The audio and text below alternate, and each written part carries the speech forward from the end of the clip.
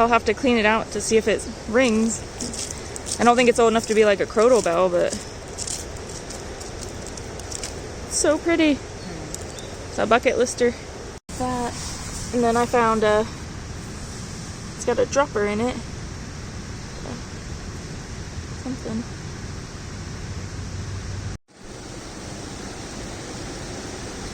I already cleaned this one up, but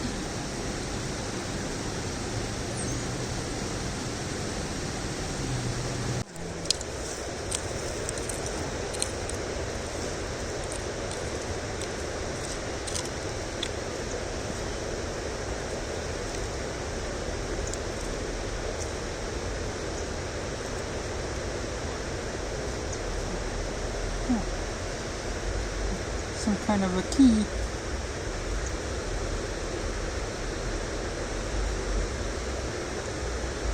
It says Yale. whew, I hope we find the lock.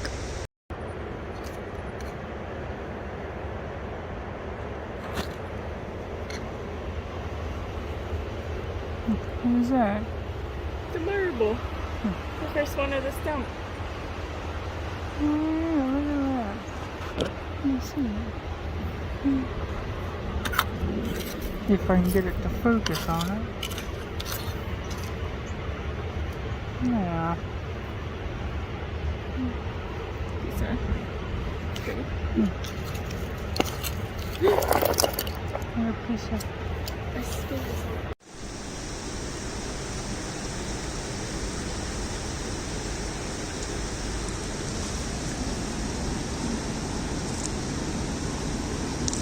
Everywhere.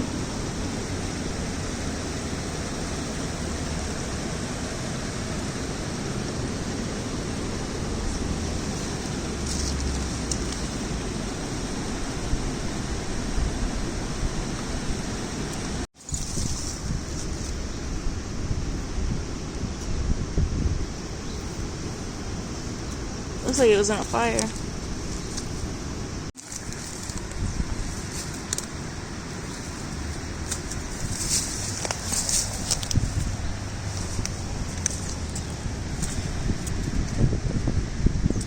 It's got pretty crazy.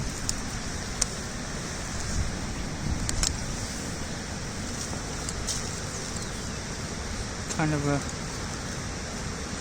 fancy bowl. We'll set this stuff to the side. There we go.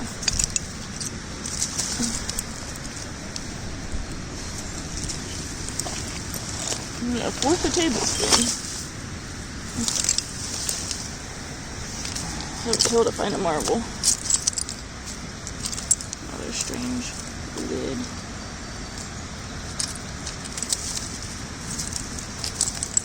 What?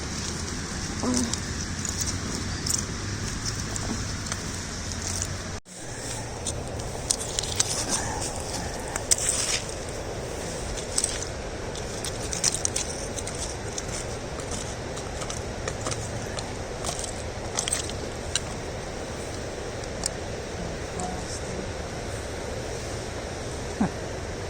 Ooh, that one's fancy. a little dish. Doesn't say nothing on it, but We'll keep that. little dish. Huh.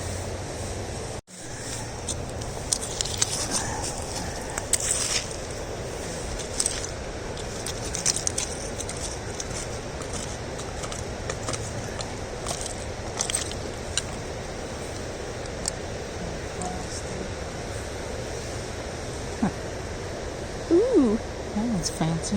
a little dish. Doesn't say nothing on it, but We'll keep that. little dish. Huh.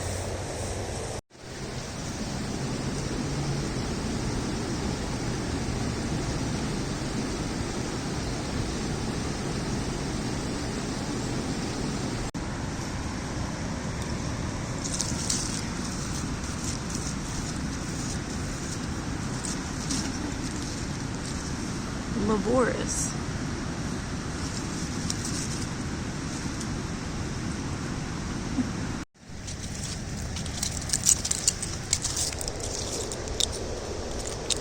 Cracker Jack Company.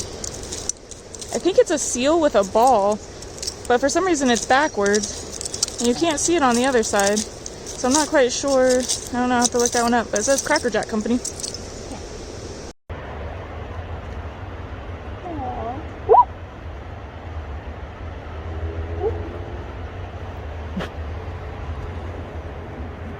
Oh. That's a frog. That's not a toad like last time. I've never seen a frog. Like a tree frog. Yeah, he's staring at me. Surprised he's not green. Probably blending in with the leaves down here. Oh, he looks like he's breathing. Looks like he's the same color as those leaves. Yeah.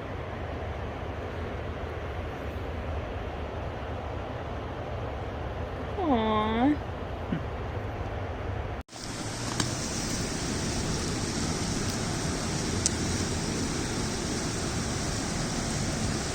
One's iridescent, shiny. I'll take that one. Ooh, got a couple things here. 20 blades. Made in USA. Something inject. Fancy piece of coat. They couldn't see it. You put it in front so fast.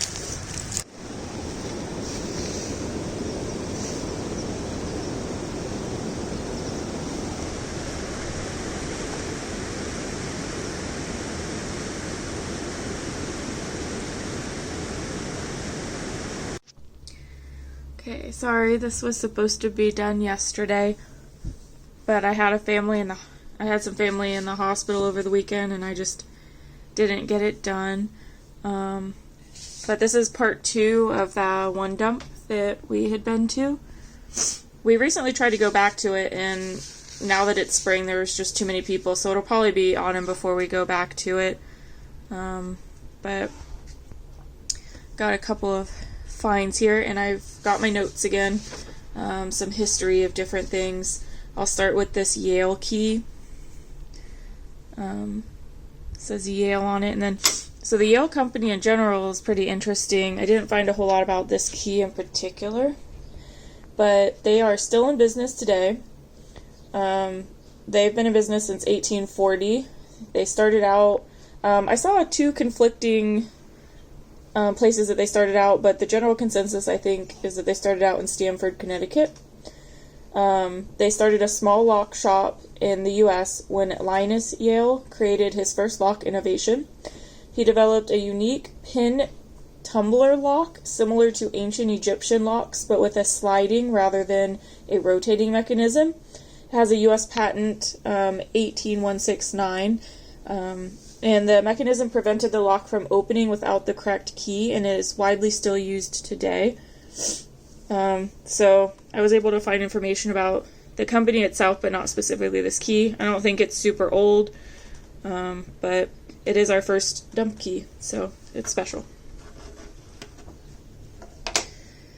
Got some broken pieces of bowl here. It's pretty. Does have a little bit of writing the back.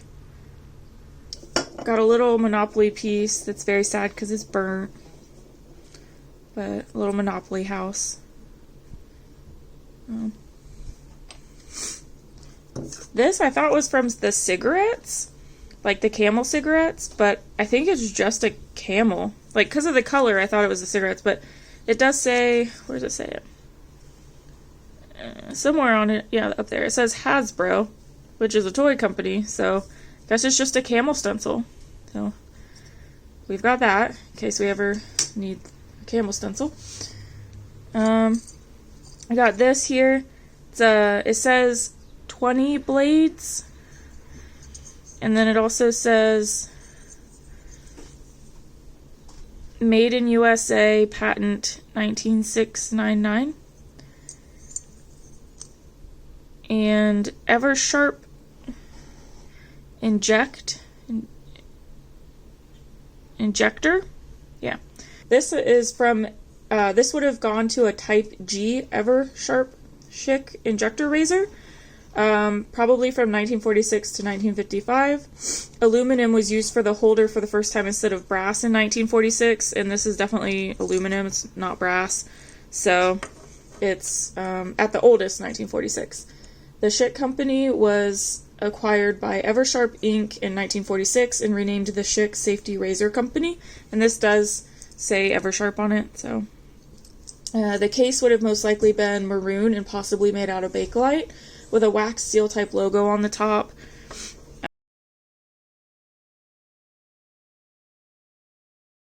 First bell, it's very exciting. It even still kind of makes its little sound. So that was kind of a little bit of a bucket lister, not quite a crotal bell. I think it was probably part of like a Christmas ornament, is my best guess, like a sleigh bell. But I've got this. Oddly enough, this glows under UV light a little bit, like the paint would have had something in it maybe, but it's just a lid that would have gone on something. I'll probably repurpose it. Just thought it was neat. A different area over by the dump that we would go to down by the water, we always find pieces of this like slag glass that are really pretty that we collect. We were doing that before we even found the dump, but I found a couple of pieces of those before we spotted where the dump was and started going over there. But this is a piece. Now, I've tried to look up like glass companies out near there, and I can't really find any information in that area, but I'll keep looking. There's all sorts of colors of them, but my favorite are the like blue green ones, and then this one's just really iridescent. Camera's actually picking it up pretty well, so I picked it up as well. My husband found this one. He wanted to take it home. It didn't come with the pencil, but we're thinking maybe it's a pencil topper. A weird little alligator, giraffe, something. But he is now a pencil topper. So, got a vial. We found a couple of these. Probably put beads or something in it. This right here, it's got a dropper in it. So this part was whole, but when we got it out of the ground, it started crumbling. The like the rubber for the dropper itself. But it's hard to do this one-handed, but dropper is in there. So I think it probably would have had medicine or something in it. The bottom just has some little bubbles. If anybody knows what company that would have been, comment below, please. So we've got, this was one of my favorites. It's really cute. I'm hoping I can get it to do it on camera. But this was a little Cracker Jack toy, the Cracker Jack Company. And when you move it, it looks like he's playing with the ball. It's like a seal with a ball. I don't know if you guys can see that, but the ball kind of goes up in the air. It's really cute. I'm thinking maybe 1955, and then the mid-1940s through the 1960s, toys were made of plastic. They still be made of plastic. Materials were scarce due to World War II. But in the 1960s, Cracker Jack Company was acquired by Borden Inc., which operated in Columbus, Ohio, which is interesting because I live probably 50 minutes from Columbus, so I don't know, it's just really cute. I could do that all day, just let the little seal play with the ball. This was another really neat piece. It kind of dates the dump a little bit. It has a date on it, but it says, "Good luck, Winders Bob Chevrolet, Davies Maxton Rodenfels, best deal in town," on one side.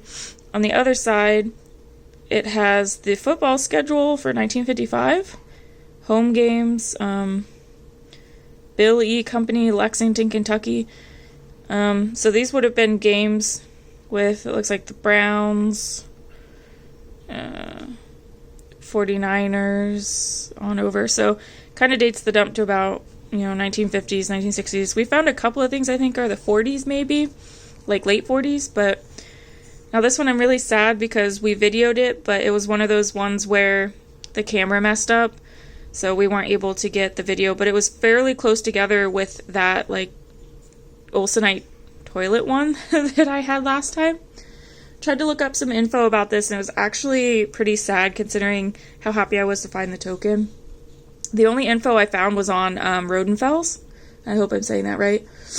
But for the Davies Maxton Rodenfels, Rodenfels was one of West Broad Street, Columbus's original auto dealers. Leo Rodenfels got his family into the car business in 1924 in the Hilltop area of Columbus. Like I said, I'm about 50 minutes from Columbus. They moved to Yale and Broad in Columbus and then West Broad in 1948. Leo had 4 kids. His wife died in the 1920s, so he had to put all 4 of them into orphanages. He remarried, and as the income from the auto business increased, he pulled the children back out of the orphanage one by one. And then, after going through all of that, he was eventually diagnosed with multiple sclerosis. So kind of sad, but I think this is an aluminum 1 3/4 inch token. I found some similar online. I couldn't find any information on Davies Maxton. There were quite a few articles in Columbus about Rodenfels, though, just because they were one of those original auto dealers. But oh, I missed this piece, but this is another little piece of that, like, slag glass. Some pretty colors on it, but got this little guy. Not sure what it would have been used for. Very, like, rust stained on the inside. We've been trying to get those out, but if anyone has any ideas on how to get the rust staining out of this without hurting it, also please comment below. There's nothing written on it. Doesn't say made in Japan or anything like that. So, just a nice little piece. Fits marbles in it pretty well. Speaking of which, my husband found this marble. It's a blue one. And that was another one of the ones where I think maybe the video had messed up, but this was the only marble we found out there so far, but we were excited. Got this piece. Thought it was really pretty. Says something on it. Hull, Hull-USA, something, but would have been really pretty. Kind of a pretty peach color.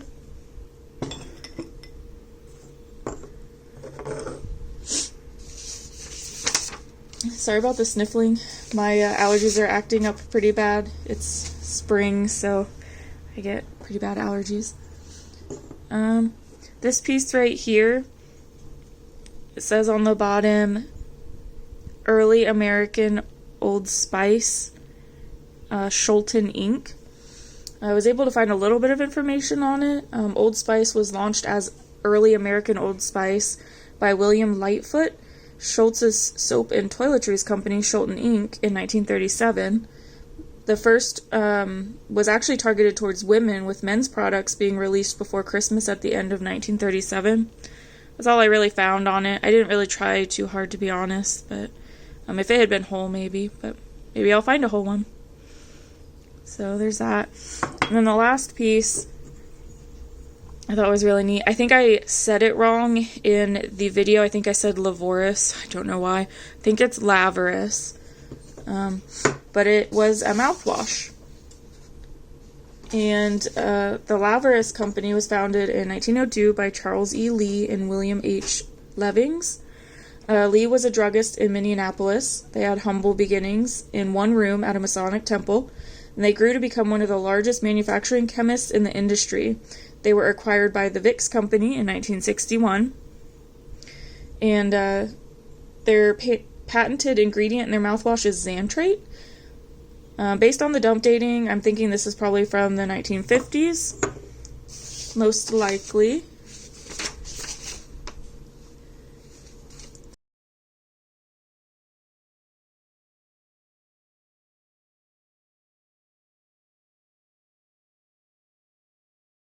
So, I think I like to make shadow boxes, and I think I might put this in a shadow box, maybe sometime I'll show you guys some of my shadow boxes I've made.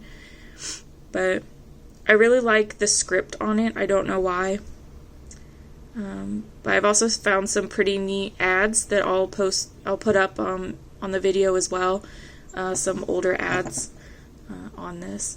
And then, like with part 1, I'll also put the links to everything that I have researched in the description, so that you guys can do some more research yourselves if you want to, if you're interested in it.